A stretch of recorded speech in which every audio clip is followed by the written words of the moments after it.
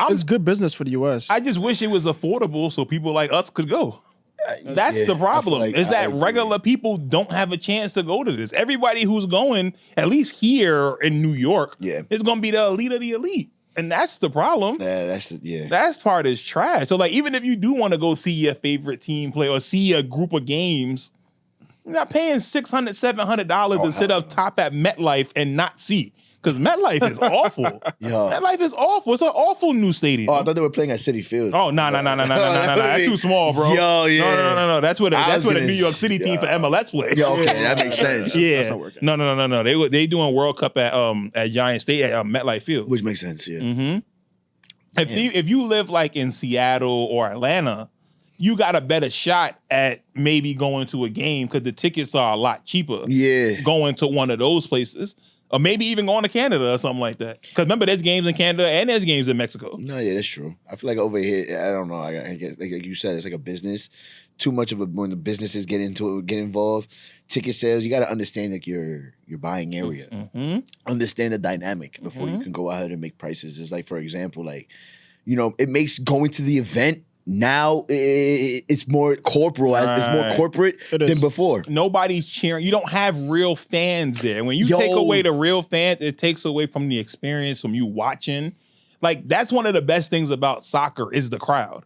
The crowd in soccer is so great because you never not hear anything. You always hear chatter in the background. If you're watching a Premier League team, they singing songs the whole game. You don't know what the hell they singing, but they're getting involved, and it's like that's what brings the fun aspect. But it's like, for instance, like with me, like I love baseball, but like when you think playoff baseball, when your team is in, not being able to afford to go in it like, it sucks. And then you have your team, then you have like the fans that are there that just basically, I feel like they're just not as involved. So it just makes it even won. Exactly. It's like now you're just flaunting. It's the problem with New York sports in particular, especially the Knicks. The Knicks have that problem. No one can afford to go to a Knicks game. A regular season Knicks game at minimum is going to run you almost $300 for one person to sit somewhere where you actually can see the game, not touching the roof at the rafters, so you can actually see the game. It's cheaper to go out of state to watch the Knicks than it is to be here to watch the Knicks. So imagine playoff time. You see how rowdy it is outside the Garden? Of course. If the tickets was affordable, them people that's outside would be inside. And can you imagine that atmosphere inside? Your actual heartbeat, like the heart of the fans, like actually people that care. The Knicks would never lose at Madison Square. They would never lose there. You have these corporate little Sasquatches that are there and everything, and then it's just like... and it was crazy is like when you watch it too from like the outside in, when you're at home watching, they're literally like just in their uniforms, or like they just left work and whatever. It's like, yo, bro, like what? So I got a question. So like spur of the moment type of thing. If you had to, I guess, fix the Knicks organization, what are some things that you guys would do? Ain't nothing to fix right now. The Knicks are good. No, not like everything. I said the organization, everything. So you just spoke about ticket prices. Their marketing, so as far as like their ticket prices, aspect. like what are some things that you guys would? See, that's the thing, because with the Knicks, the Knicks and Lakers are two special cases because they can't afford to charge that much. The Knicks are here in New York. There's another team in New York too, Brooklyn. Well, we don't talk. No one cares. No one cares because this is a Knicks town. You can go to a Brooklyn game for $15 and go sit there, but no one wants to go to Barclays and watch a game. I don't want to see the Nets. Go all the way to Brooklyn. All the way to Brooklyn. And it's not even just that. It's just the fact the Knicks are New York's team. Yeah. So the Knicks and the Lakers are always Lakers for LA, Knicks for New York. They always will be at the top when it comes to ticket prices. When it comes to Yankees to the Mets, that's what I'm saying. It's the same. It's the same thing. The Pinstripes is definitely the hometown for New York. And it's just like I feel. But Met tickets will always be cheaper. More family friendly, stuff like that. So it's what you're paying for. Because even when the Knicks sucked, Knicks tickets was expensive and they would sell out the Garden. They would still sell out the Garden. So why would I lower my tickets as an organization? Because the demand will always be there, no matter what. I don't have to lower my tickets because if I'm selling out right now where my tickets are higher than everybody's and everyone knows it and you still are coming for my product, I'm never going to lower my tickets. Why would I? No, I got a follow-up question for that. If New York wasn't the staple that it was, especially when it comes to like foreigners and tourists and stuff like that, Do you think the tickets will still be that high? No. Nah. Because it's in 34th Street. That's Penn Station. And you got tourists coming just for that, just to go to the Garden and say, I've been to the Garden. So they'll pay whatever. They'll definitely do it. Compared to a resident of New York who lives here and has to deal with the bills of New York, the traveling in New York, the expenses of New York that person from out of state or out of the country doesn't have to deal with on a day-to-day basis. You know, like sometimes I could play devil's advocate with it. You know, I get it. Like you said, living here, this is nothing that we're not used to. Right. You know, so like when we're seeing it and everything, of course it's there. Nah, we're good watching it from the house for aspect. We're good watching it at home. But the fact that we're able to get an opportunity to go to a Yankee game or to a Mets game, excuse me, to a Knicks game. Fuck the Mets.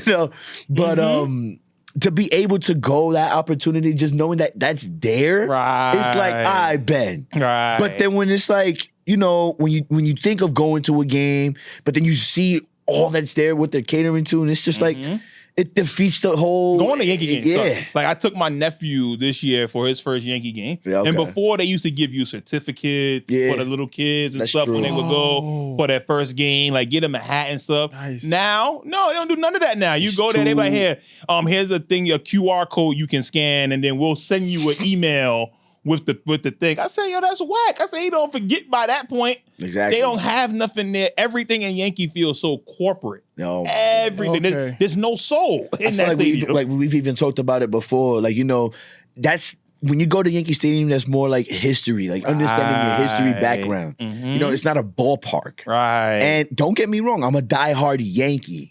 And that's why it's like, you know what? All they needed was just to put a dome off the other one, and that was it.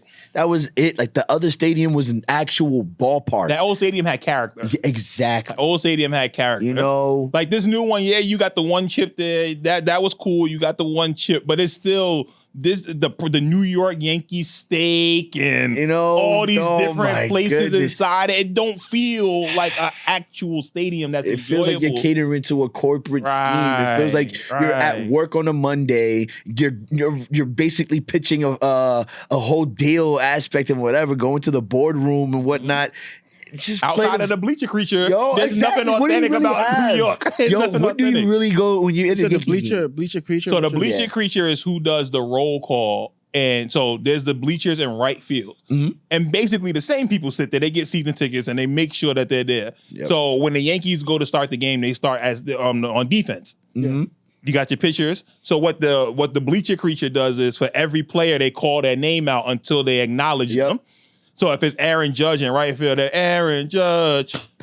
They keep saying it until the player either tips the cap or does whatever their thing is. So Aaron Judge does the muscles, and that's like, so they do that for every player until there's an acknowledgement. Right. So whoever's on the field. It's like a quick little get going. Like, yo, come on, like let them know that we here. Right. You know? We here for y'all. Let's go. Let's get to it. That's what the bleacher creature does. Outside of that, there's nothing authentic about Yankee Stadium no more. For real. Nothing at all. Nothing authentic about it no more. And it sucks. It really does suck. It does. Like, I wish that the aesthetic of CitiField was at Yankee Stadium. As much as I hate the Mets, I gotta say that's a stadium. It's a beautiful That is stadium. A ballpark. That when you go there, it's recently built, right? Like within the last. But so is Yankee Stadium too, though. So so is Yankee Stadium around the same time as Yankee Stadium. When was Yankee Stadium built? Yankee Stadium opened in 09? Yeah. 09. CitiField was 2010. I think either 2 years after or a year after. Yeah. Because I think when I moved up here, it was almost done. Okay. It was pretty much. Because before it was Shea Stadium. I moved here in 2010.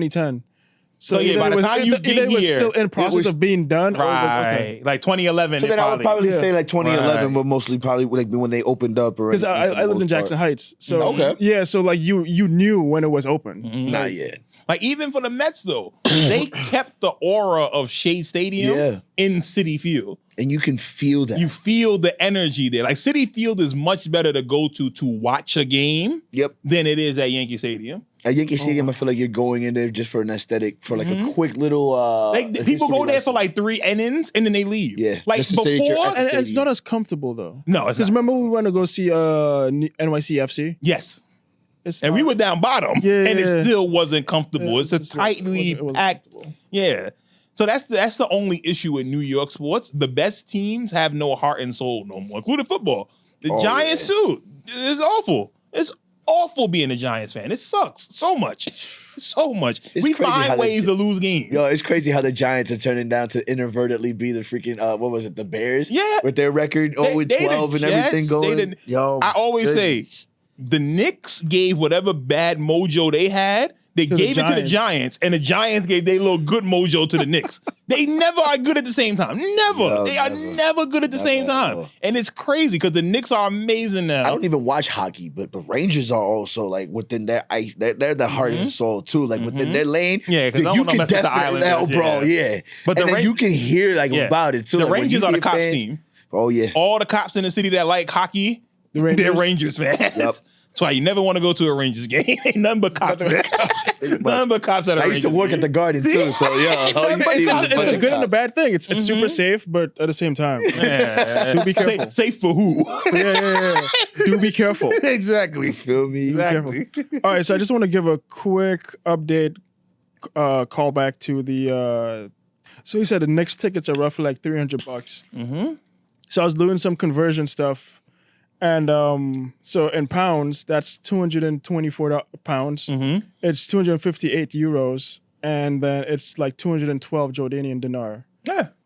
So like to them, it's they come in and it's like they can afford it. But if the tickets are 500, you know, it's a big difference. Yeah, that's a very big difference. Jordan's paying like 3 something. Pounds is like 3 something. Right. So yeah. It's a difference. You see what I'm saying? Yeah, you know. So it's one of imagine you're not just going by yourself. Yep. You're normally going with a few people. Yeah. 2, 3 people.